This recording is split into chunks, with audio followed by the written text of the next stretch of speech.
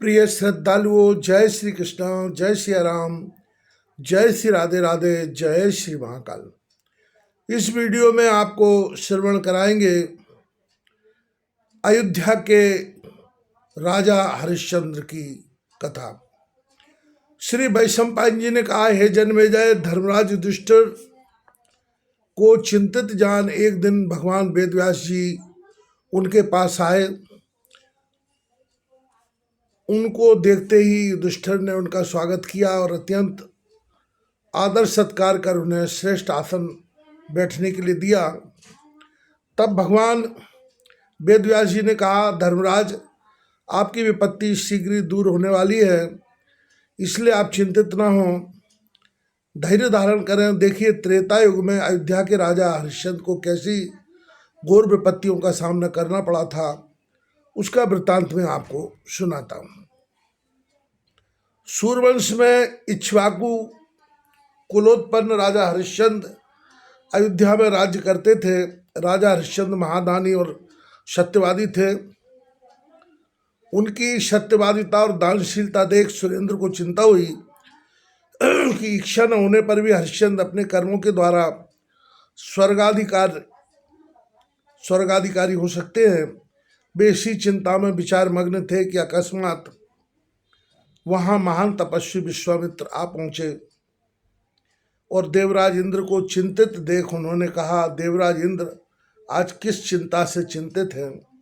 इंद्र ने कहा, मुनिवर, मैं सोच रहा हूँ कि अयोध्यापति राजा हरिश्चंद्र अवश्य महामानव हैं, क्योंकि मनुष्य मात्र जिसका प्रशंसक हो वही महापुरुष है। सभी लघु दीर्घ आज महाराज हरिश्चंद्र की ही प्रशंसा करते हुए सुने जाते हैं। इंद्र के उक्त वचन सुनते ही विश्वामित्र की भ्रुकुटी तन गई, नेत्र अरुण वर्ण हो गए। वे क्रोधावेश में कहने लगे, राजा हरिश्चंद्र की महानता में भली प्रकार जानता हूँ, देखता हूँ वह कैसी सत्यवादी और दानशील है। यदि राजा हरिश्चंद्र को मैं तेजहीन और सत्यभ्रष्ट न कर दिखाऊं तो देवराज मुझे विश्वामित्र न समझना। यह कहकर इंद्र से विदा ले विश्वामित्र वहां से चल दिए। तपस्वी विश्वामित्र ने स्वप्न में भी राजा हरिश्चंद्र से सब राज पाठ मांग लिया। प्रातःकाल होने पर सभा में हरिश्चंद्र ने कहा, स्वप्न में एक तपोनिष्ठ क्रोधी विप्र विद्या साधन के हेतु सभी दिव्य महाविद्याओं को खींचता है। यही समझ में उनकी रक्षा के लिए गया तो वह मुझ पर कुपित हो गया। अनुनय विनय करने पर जब प्रसन्न हुआ तो उसने मुझसे राजपाट मांग लिया है। उसकी प्रसन्नता के लिए मैंने शर्त से राजपाट दे दिया है। सभासदों, अब ये राजपाट आज से मेरा नहीं रहा। अब तो इस पर उस तपस्वी विप्र का अधिकार है। मैं तो धरोहर रूप में ही सेवक की भांति राज्यकार संभालूंगा। नगर में सूचना कर दो और समस्त अधीन राजाओं और अधिकारियों को सूचित कर दो कि हमने अज्ञात नाम गोत्र विप्र को स्वप्न में समस्त पृथ्वी दे दी। उसकी अनुपस्थिति में मैं हरिश्चंद्र महामात्य के समान शासन भार संभालूंगा। राजा हरिश्चंद्र अभी यह कह ही रहे थे कि महामुनि विश्वामित्र जी वहां आ पहुंचे। महाराज हरिश्चंद्र ने उनका यथोचित सत्कार कर उन्हें आसन दिया और विनय की कि मुनिवर दास को आज्ञा करें, मैं आपकी क्या सेवा करूं। महाराज हरिश्चंद्र के ये वचन सुनते ही विश्वामित्र जी ने क्रोधातुर हो कहा, नृपाधम, भूल गया कल पृथ्वी किसको दान दी थी? जानता है मुझे मैं कौन हूँ?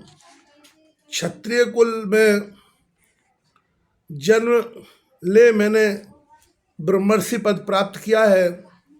मैं अभिमानी वशिष्ठ को काष्ठवत भस्म कर चुका हूँ। ऐसे मुझ विश्वामित्र को तू नहीं जानता। तब महाराज हरिश्चंद्र ने कहा, हे मुनिवर, तेज और तपस्याओं के समुद्र, हे राज प्रतिगय परांगमुख, भला आपसे अपरिचित इस जगत में कौन होगा? राजा के यह कहते ही विश्वामित्र ने पुनः क्रोधपूर्वक कहा, कल ही तो तू मुझे समस्त पृथ्वी दान कर चुका है, फिर रे मिथ्यादानी, तू मुझे राज प्रतिगय परांगमुख क्यों न कहेगा? अब देख इस झूठ का फल तुझे किस प्रकार भोगना पड़ता है।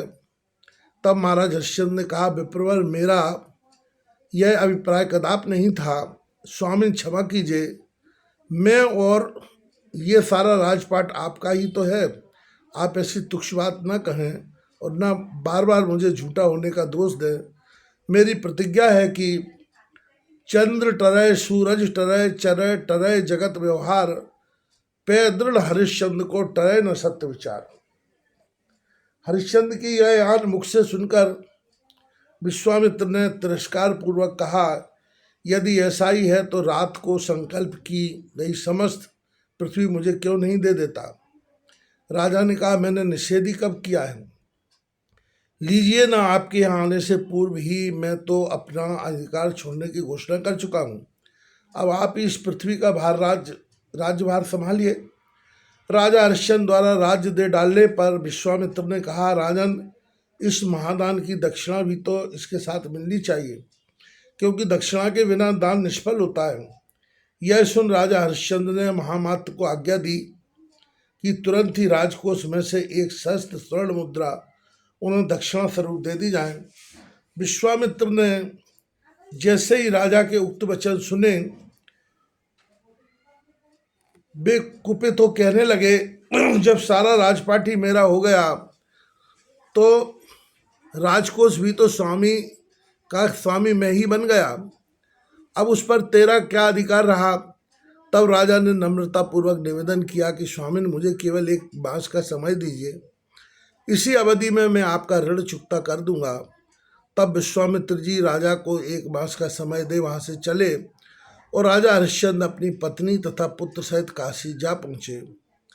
वहाँ उन्होंने पुत्र रानी को विप्र के हाथ बेचा तथा आप स्वयं चांडाल के हाथ बिककर दक्षिणा का ऋण उन्होंने चुकता किया। एक दिन विप्र ने हरिश्चंद्र के पुत्र रोहिताश को पूजा निमित्त पुष्प लाने की आज्ञा दी। रोहिताश पुष्पोद्यान में पुष्प तोड़ रहे थे कि विश्वामित्र ने सर्प बनकर उन्हें डस लिया, जिससे उद्यान में ही उनकी मृत्यु हो गई। पूजा में विलम्ब होता हुआ देख रानी अपने पुत्र की खोज में उद्यान में गई। वहाँ उसका मृतक शरीर देख मूर्छित हो गई। सावधान होने पर रानी पुत्र के मृतक शरीर को लेकर शमशान में पहुंची। यहाँ अपने स्वामी के आदेश से हरिश्चंद्र मृतक कर प्राप्त करने के लिए नियुक्त थे। रानी शमशान भूमि में बेटे का मृतक शरीर रखकर पुत्र शोक में अत्यंत विलाप करने लगी। जब चित्त शांत हुआ तो वह लकड़ी एकत्र कर जैसे ही दाह कर्म करने को उद्यत हुई कि हरिश्चंद्र उसके सामने आ डटे और आधा कफन मांगने लगे। कफन के लिए उन्होंने अपना हाथ रानी के सामने फैलाया। वैसे ही रानी ने चक्रवर्ती चिन्ह हाथ में देखकर अपने स्वामी को तुरंत पहचान लिया। अपने स्वामी को पहचान कर रानी चीत्कार कर उठी। व्याकुल हो पुत्र रोहित को भी दुर्देव ने बलात् हमसे छीन लिया। स्वामी, अब किस प्रकार हम प्राण रख सकेंगे। राजा हरिश्चंद्र, प्रिय, यह हमारा आपत्तिकाल है, हमें अधीर नहीं होना चाहिए। मैं अपने स्वामी चांडाल की आज्ञा से यह कफन लेने के लिए नियुक्त हूँ। उनकी आज्ञा है कि आधा कफन कर में लेकर ही मृतक की दाह क्रिया होने दूँ, अतः तुम कर स्वरूप आधा कफन मुझे देकर पुत्र का दाह कर्म विप्र के यहाँ जाओ। राजा के ये वचन सुन रानी दुख से कातर हो रुदन करती हुई बोली, नाथ, कफन के अभाव में मैं अपनी धोती में ही पुत्र को लपेट लाई हूँ। आधी धोती आपको देकर किस प्रकार अपना शरीर ढक सकूंगी। राजा ने कहा, धर्म पालन के लिए जब तक हम अपना राज्य तक त्याग चुके तो हे प्रिय तुक्ष साड़ी, उसके आगे क्या है। अतः शीघ्रता करो, कफन फाड़कर मुझे दे दो और पुत्र का संस्कार कर अपने स्वामी के यहाँ पहुँचना। प्रातःकाल हुआ ही चाहता है, ऐसा न हो कि भगवान सूर्य अपने वंशधरों की यह दयनीय दशा देख हृदय में दुखी हो। राजा के ऐसे दृढ़तापूर्ण शब्द सुनकर रानी ने अपनी साड़ी का आधा भाग जैसे ही फाड़ना चाहा, उसी समय भगवान विष्णु ने प्रकट हो राजा का हाथ पकड़कर कहा, राजन, बस करो। सत्य की परमावधि हो गई, तुम्हारे तेज से पृथ्वी बार बार कांप रही है। महाराज त्रिलोकी की रक्षा करो। विष्णु भगवान को शमशान भूमि में अपने सामने देख महाराज हरिश्चंद्र ने उनके चरणों में सिर झुका दिया और कहा, भगवान मुझ अकिंचन के लिए आपको अपना पवित्र लोक त्याग कर मृत्युलोक में आना पड़ा। नाथ, कहाँ तुक्ष मानव मैं, कहाँ परब्रह्म परमात्मा आप। इस प्रकार कहकर उन्होंने भगवान विष्णु की अनेक प्रकार की स्तुति की। तब भगवान विष्णु ने रोहिताश को जीवित कर राजा को वरदान मांगने के लिए कहा। राजा ने कहा, नाथ, यदि आप मुझ पर प्रसन्न हैं तो वर दीजिए कि मेरी समस्त प्रजा मेरे साथ स्वर्ग जाए और सत्य सदैव पृथ्वी पर स्थिर रहे। भगवान तब ये मस्तु कहकर वहाँ से अंतर्ध्यान हो गए और राजा हरिश्चंद्र अपनी रानी और पुत्र सहित अपनी राजधानी अयोध्या में लौट आए। उन्होंने बहुत काल तक धर्मपूर्वक अयोध्या का राज्य किया। अंत में वह प्रजा सहित वैकुंठ को चले गए। इसलिए हे पांडुनंदन, तुम दुख न करो, तुम्हारे दुखों का भी शीघ्र अंत होने को है। तुम भी दुख के बाद अनंत सुख भोगोगे। इस प्रकार भगवान वेद व्यास धर्मराज युधिष्ठिर को संतोष दे अपने आश्रम को चले गए। सद्गुरुदेव भगवान की जय हो।